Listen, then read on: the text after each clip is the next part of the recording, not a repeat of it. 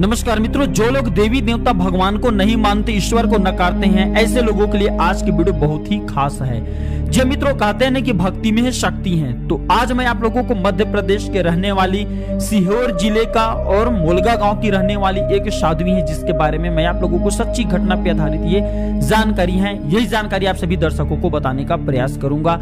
यहाँ साध्वी कान्हा जी यानी भगवान कृष्ण की भक्ति में ऐसे रमी है कि वे आधुनिक युग के मीरा कही जाती हैं। अब ऐसे नाम से मीरा नहीं कही जाती, उसके अंदर में कुछ दैवी गुण है, उसके अंदर में कुछ चमत्कारिक शक्तियां हैं। जी हाँ मित्रों, इस वीडियो को अपने फायदे के लिए पूरा जरूर देखना। उसके अंदर में क्या चमत्कारिक गुण है, क्या देवी शक्ति है, सत्य घटना पर आधारित जानकारी बताऊंगा। तो मित्रों, सीहोर जिले के मोलगा गांव में रहने वाली साध्वी, जिसका नाम है सुनीता वर्मा, ये कृष्ण जी के अनन्य भक्त हैं। ये कृष्ण मंदिर में ही रहती हैं, दिन भर कृष्ण जी की पूजा पाठ भजन कीर्तन में लगी रहती हैं और बचपन से ही उन्होंने श्री कृष्ण में इतना ज्यादा लगाव रखा है कि श्री कृष्ण के अलावा उन्हें दुनिया में कुछ भी नजर नहीं आती। वे भगवान कृष्ण के निरंतर पूजा पाठ करते बाल्यकाल से करते आ रही हैं और वे बताती हैं कि बाल्यकाल में एक रात भगवान श्री कृष्ण ने सपने में आकर कहा कि तुम द्वापर युग में गोपी थी, अन्य गोपियां तुम्हारे मक्खन छीनकर खा लेती थी, इस बार अब मैं तुम्हें मक्खन का ही वरदान देता हूँ। दूसरे दिन जैसे पूजा समाप्त करके वह अपने पूजा से उठती हैं तो उनके हाथ में स्वतः ही मक्खन निकलना शुरू हो जाते हैं। इसके बाद तो रोज ही यही होता है मित्रों। साध्वी सुनीता बाई जैसे ही गीता पाठ के बाद उठती हैं, यह चमत्कार प्रारंभ हो जाता है। कई सालों से उनके हाथों से रोज यूं ही खुद ब खुद मक्खन निकलना शुरू हो जाते हैं और इसे प्रसाद के स्वरूप में वह बांट देती हैं। और उनके इस चमत्कार को देखने के लिए कई लोग रोज गांव के मंदिर में आते हैं, दूर दूर से लोग मंदिर में आते हैं। वे न केवल इस चमत्कार को अपनी आंखों से दिखाते हैं, बल्कि पूजा के बाद इस मक्खन को ही प्रसाद के रूप में सभी को बांटते भी हैं। तो अगर आप भी देवी देवताओं में विश्वास नहीं करते, जो लोग देवी देवताओं को नहीं मानते, ईश्वर की शक्ति को नकारते हैं, भक्ति की शक्ति को नकारते हैं, ऐसे लोगों को यह वीडियो शेयर करें ताकि उन्हें भी यह जानकारी प्राप्त हो। ईश्वर को नकारे नहीं, बल्कि ईश्वर हमारे समीप में रहते हैं, भगवान हमारे साथ में रहते हैं। सच्चे मन से अगर ईश्वर को याद किया जाए तो निश्चित रूप से भगवान हमारे सभी मनोकामना को पूर्ण करते हैं, हमारे साथ देते हैं।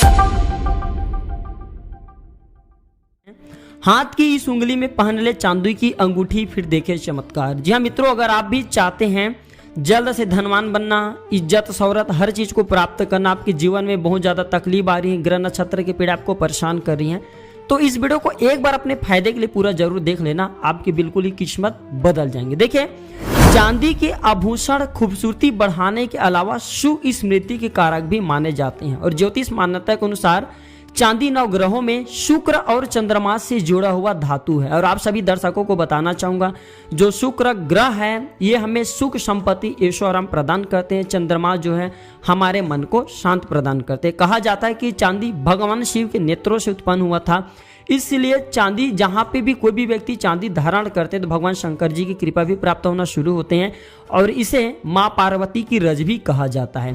तो आज के वीडियो में जानेंगे चांदी की जो अंगूठी होते हैं, अगर आप पहनते तो आपको क्या क्या फायदा मिल सकती है, इस वीडियो में विस्तार से बताने वाला हूँ। और मित्रों, चांदी का आप अंगूठी पहनते हो, सबसे पहले इसका संस्कार करना जरूरी है, तभी आपको फायदा देंगे। ऐसे नहीं कि मार्केट से चांदी का अंगूठी लाया फिर बनवा लिया और पहन लिया और आप बोलोगे कि गुरुजी आपने जो अपने चैनल में वीडियो के माध्यम से फायदा बताए थे वो हमें फायदा नहीं मिले। तो सबसे पहले इसका संस्कार करना होता है। संस्कार आप दो तरीके से कर सकते हैं। पहला, चांदी की जो अंगूठी है, जी हाँ, चांदी की जो अंगूठी है इसे गौमूत्र में 24 घंटे के लिए छोड़ सकते हैं। गौमूत्र में 24 घंटे के लिए छोड़ने के बाद ये जो चांदी में अशुद्धि रहती है समाप्त हो जाती है, पहला। और दूसरा, जो गंगा जल है, गंगा जल में भी 24 घंटे के लिए ये चांदी जो है अगर डुबा देते हैं तो इससे भी जो है ये जागृत हो जाते हैं, इसके जो मैला है या अशुद्धि ये दूर हो जाते हैं। आइए जानते हैं चांदी की अंगूठी अगर आप पहनते तो आपको क्या क्या फायदा मिल सकता है और इसे कौन सी हमें अंगूठी में, मतलब कौन सी हमें उंगली में पहनना चाहिए। तो पहला फायदा है कि चांदी की अंगूठी पहनने से शुक्र ग्रह और चंद्रमा ये शुभ परिणाम देते हैं, जिसके कारण हमारे चेहरे में खूबसूरती आता है, निखार आता है। चांदी की अंगूठी पहनने से मस्तिष्क शांत रहता है, क्योंकि चंद्रमा का कारक है। और अगर आपको बात बात पर बहुत ही ज्यादा गुस्सा आता है तो आप इसे अवश्य धारण जरूर करें। कमजोर चंद्रमा को उत्तम बनाने के लिए, अपने मानसिक क्षमता को ज्यादा बढ़ाने के लिए चांदी की अंगूठी अवश्य धारण करें। जी हाँ, इससे हमारी जो मानसिक क्षमता है ये बढ़ जाती है। अगर आपको कफ है, अर्थराइट है, जोड़ों या हड्डी से जुड़ी कोई भी समस्याएं जो चांदी की अंगूठी पहनने से काफ़ी हद तक ये ठीक हो जाते हैं। इससे शरीर में वात, कफ और पित्त तीनों दोष जो होते हैं हमारे, जिसे हम त्रिदोष बोलते हैं, जिससे हम बीमार पड़ते हैं, अक्सर जो छोटे छोटे समस्या में पड़ जाते हैं, बीमार पड़ जाते हैं, ऐसे लोगों को भी चांदी की अंगूठी अवश्य धारण करना चाहिए। चांदी की अंगूठी या चांदी शरीर पर धारण करने के अलावा चांदी से बने बर्तन में भी खाना खाने से, पानी पीने से सर्दी, खांसी, हैजा, ये भी हम जितने फायदा बता रहे हैं आपको मिल सकते हैं। चांदी की जो अंगूठी हमेशा कनिष्ठा उंगली में ही धारण करना चाहिए। चांदी की अंगूठी धारण करने से चंद्रमा प्रसन्न होते हैं।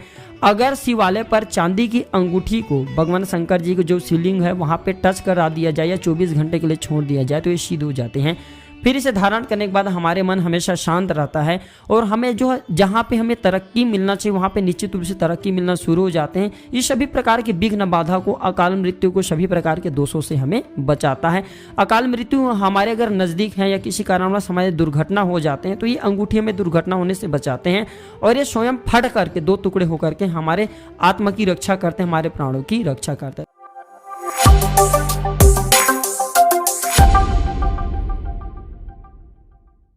शास्त्रों में कई कार्यों के बारे में बताया गए हैं जिन्हें अगर गलती से करते हैं तो जीवन में दुख, दरिद्रता जैसी समस्या आने लगती हैं। इस वीडियो में मैं आप लोगों को कुछ ऐसे बातों को बताऊंगा जिसे करने से माँ लक्ष्मी नाराज होती है। माँ लक्ष्मी को धन की देवी कहा जाता है। ये अगर किसी पर एक बार मेहरबान हो जाएं तो फिर उस व्यक्ति के जीवन में कभी भी धन की कमी नहीं होता। और ठीक ऐसी अगर ये माँ जो लक्ष्मी किसी से नाराज हो जाए तो लाख कोशिश करने के बाद भी माँ लक्ष्मी को जो है प्रसन्न नहीं कर सकते, इसके प्रकोप से नहीं बच सकते। इनकी नाराजगी से राजा भी रंक बन जाता है क्योंकि इसे धन का देवी कहा जाता है। इसलिए अगर आप भी कुछ ऐसे गलती करते हैं तो कभी भी ये गलती ना करें, वरना आप पर भी माँ लक्ष्मी नाराज हो सकती हैं। आइए आप लोगों को उस गलती के बारे में बताऊंगा। गलती बताने से पहले आप सभी दर्शकों से गुजारिश करना चाहूंगा, इस वीडियो को लाइक जरूर करना, कमेंट बॉक्स में जय मां लक्ष्मी जरूर लिखना। अभी तक चैनल सब्सक्राइब नहीं किया तो चैनल को सब्सक्राइब जरूर कर लेना। हमारे चैनल में इस प्रकार से जो है धर्म संबंधी जानकारी सिखाए जाते हैं। तो पहला कार्य मित्रों, भोजन की बर्बादी। जी हाँ, शास्त्रों में बताया गया है कि कभी भी व्यक्ति को भोजन की बर्बादी नहीं करना चाहिए। ऐसे लोग जो खाना खाने के बाद उसे जो है जूठन छोड़ देते हैं या फिर खाना खाने के बाद ज्यादा जो खाना बचा हुआ रहती है बर्बाद करते हैं, उन पर माँ लक्ष्मी का बुरा प्रकोप पड़ता है। ऐसे लोग पर माँ लक्ष्मी खुश नहीं होती और उन्हें जीवन में कई तरह की आर्थिक समस्याओं का सामना करना पड़ता है। जो निरंतर अगर भोजन का अपमान करते हैं, भोजन का बर्बादी करते हैं, ऐसे व्यक्ति दूसरे जन्म में जो है दरिद्र पैदा होते हैं और दूसरे जन्म में दरिद्र पैदा होते हैं, इस जन्म में भी उन्हें जो है बहुत सारे आर्थिक कष्टों का सामना करना पड़ता है। दूसरा है झाड़ू का अपमान। झाड़ू को लेकर के शास्त्रों में कई बातें बताई गई हैं। कहा जाता है कि झाड़ू का सीधा संबंध माँ लक्ष्मी से होता है और अगर कोई व्यक्ति झाड़ू का अपमान करता है तो इसका अर्थ है कि वे माँ लक्ष्मी का अपमान करें। इसलिए झाड़ू को पैर लगाना या फिर मारना मना किए गए हैं। इसे पलंग के नीचे भी नहीं रखना चाहिए। बहुत से लोग झाड़ू को जो छुपा करके नहीं रखते, इससे भी माँ लक्ष्मी नाराज होती हैं। तीसरा है सफेद रंग के पुष्प माँ लक्ष्मी को नहीं चढ़ाना चाहिए। सफेद रंग के अगर आप जो पुष्प माँ लक्ष्मी को चढ़ाते हैं तो सफेद अपराजिता के छोड़ करके दूसरे पुष्प न चढ़ाएं। शास्त्रों में माँ लक्ष्मी को सफेद रंग के पुष्प चढ़ाना मना किया गया है। इससे माँ लक्ष्मी आप पर नाराज हो सकती है। इसलिए अगर आप माँ लक्ष्मी को फूल चढ़ाना ही चाहते हैं तो सफेद की बजाय जैसे गुलाब का फूल चढ़ा सकते हैं, कलर वाला गेंदा का फूल चढ़ा सकते हैं, गुड़हल के फूल चढ़ा सकते हैं। इससे माँ लक्ष्मी बहुत प्रसन्न होती हैं और सादा की सभी प्रकार की मुरादे की पूर्ति भी करती हैं।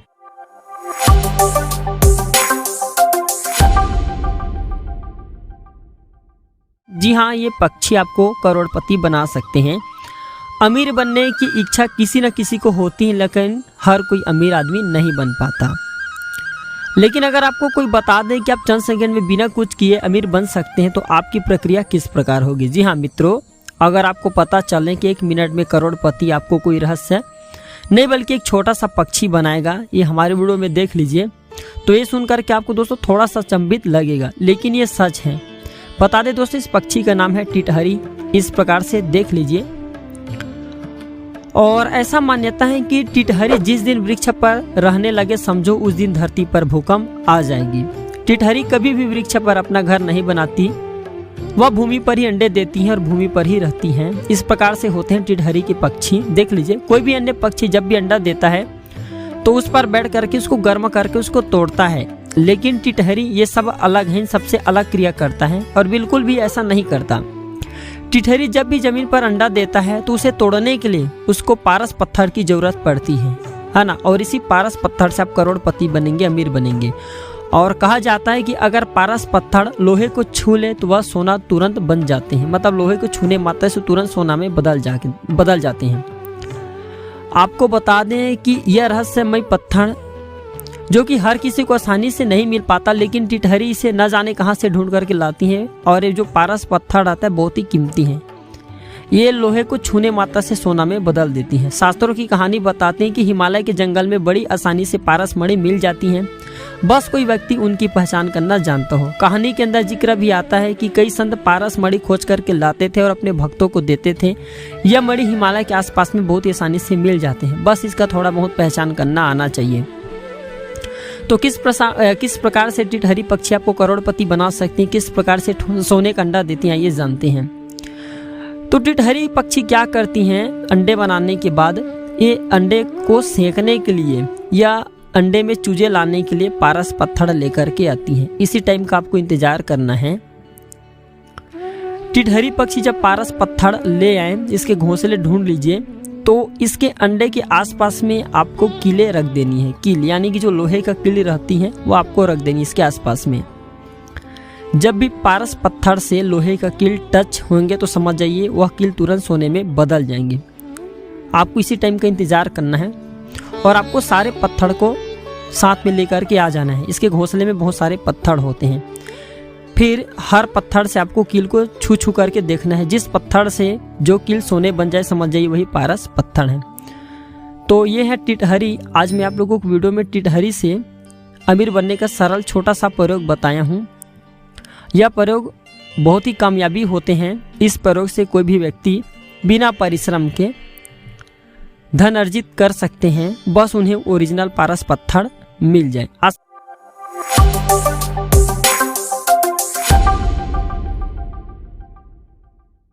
तो घर में बरकत नहीं है, जो भी थोड़े बहुत पैसे आते हैं आते ही चले जाते हैं, तो ध्यान दे इन 12 दोषों के कारण घर की बरकत चली जाती है, आपकी तरक्की नहीं हो पाती, आपकी तरक्की रुक जाते हैं।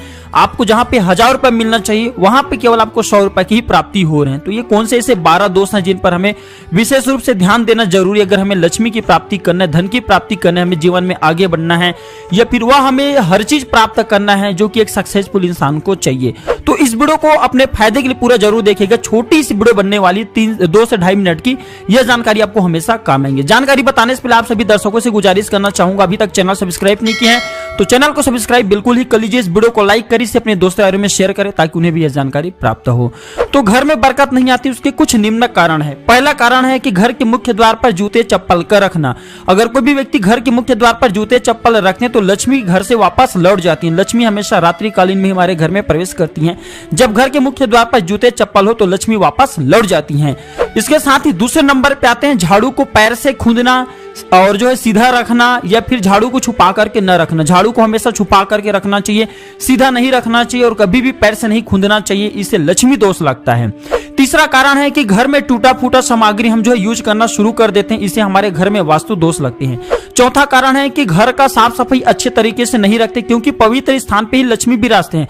तो घर का अगर आप जो साफ सफाई रखना शुरू आज से कर देंगे तो आप खुद देखना आपके जीवन में परिवर्तन आना शुरू हो जाएंगे, आपको धन लाभ होना शुरू हो जाएंगे। पांचवा कारण है टूटे और जो टूटे होते हैं या फिर फटे होते हैं जो जूते होते हैं, इसे हम लोभवश में पहनने लगते हैं। लोभवश इसे हम जो धारण करते पहनते तो इसे भी हमारे जीवन में नकारात्मकता आने लगती है। छठा कारण है समुद्री नमक या फिर फिटकरी डाल करके अगर हम अपने घर का पोछा नहीं लगाते, नॉर्मल पानी से पोछा लगाते हैं तो नॉर्मल पानी घर का वास्तु दोष नहीं मिटा पाते। जो समुद्री नमक होता है घर के वास्तु दोष को मिटाने का काम करते हैं, जो फिटकरी होता है ये घर के वास्तु दोष को समाप्त करते हैं। ये दोनों चीज नहीं करना चाहते तो 2 बूंद गंगा जल डाल करके भी जो है पोछा लगा सकते हैं, इससे भी घर के नकारात्मक शक्ति समाप्त होते हैं, वास्तु दोष मिटते हैं। सातवां कारण है कि घर में मकड़ी का जाला आप रहने देते हैं। घर में कदापि मकड़ी का जाला ना रहने दे। जितना ज्यादा मकड़ी जाले गुनते हैं उतने ज्यादा हमारे घर में दरिद्रता आना शुरू होती है। आठवां कारण है घर में कदापि रात्रि या फिर रात्रिकालीन में या फिर सुबह जो है जूठन बर्तन बिल्कुल ही न रखे और रात्रिकालीन में आटा गूंथ करके न छोड़े। इस प्रकार के जो आटे होते हैं इसे अगर हम खाते तो हमारे घर में दरिद्रता आती है। जूठन बर्तन घर में रखने से लक्ष्मी नाराज होते हैं। 9वां कारण है बिस्तर या फिर बेड पर बैठ करके भोजन न करना। 10वां कारण है बंद पड़ा जो घड़ी होता है ये घर में कदापि मत रखना, क्योंकि समय ही व्यक्ति की किस्मत को निखारते हैं। तो अगर समय ही आपके रुके हैं, घड़ी आपके रुके हैं, तो ये आपके जीवन में जो प्रगति होने वाले, आगे आप जो बढ़ने वाले, उसे रोक देते हैं। 11वां कारण है उपयोग में आवश्यकता से ज्यादा आपको पानी नहीं बहाना है। आपको जितना उपयोग है उतने ही पानी बहाना है, इससे ज्यादा आपको नहीं बहाना है। व्यर्थ का पानी नहीं बहाना है, व्यर्थ का पानी बहाने से भी हमारे तरक्की रुक जाता है। 12वां एवं अंतिम कारण है महिला का अपमान या फिर महिला का मारपीट। घर में आपकी जो महिला है उनका अपमान या मारपीट बिल्कुल ही मत करना। ऐसे जगह पर लक्ष्मी नहीं विराजते, ऐसे जगह पे कुलक्ष्मी विराजते हैं, दरिद्रता देवी विराजते हैं। और कहा भी जाता है यत्र नारेस्तु पूजन्ते तत्र रमन्ते देवता, अर्थात जहां नारी की पूजा होती वहां देवता निवास करते हैं। तो घर में अगर आपकी भी बरकत नहीं है तो ये 12 दोष को बिल्कुल आप समझ लीजिए और आज से दोषों को समाप्त करने का प्रयास करें। आप भी जल्द से जल्द धनवान बनेंगे, आपकी तरक्की होंगे। तो ये थे छोटी सी जानकारी। दर्शकों, वीडियो देखने के लिए धन्यवाद। नमस्कार।